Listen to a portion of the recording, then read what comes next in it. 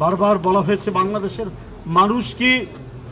মানুষরা দেখা মাত্রই সীমান্তে আপনি গুলি করে হত্যা করেন, আপনি ঠাকুরগাঁর বালিয়াডাঙ্গিতে গুলি করে জয়ন্ত কুমারকে হত্যা করলেন। কয়েকদিন আগে 1 সেপ্টেম্বর এই বৃহত্তর সিলেট জেলার মৌলভীবাজারে স্বর্ণা দাস তাকে গুলি করে হত্যা করলেন। বাংলাদেশে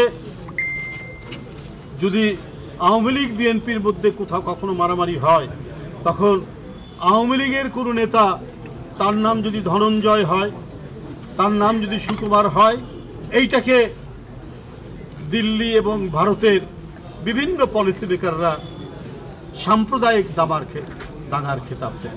আজকে যে বন্ধুরা বাংলাদেশি মানুষের পাখির মতো মেরে ফেলার অধিকার ভারত রাখে।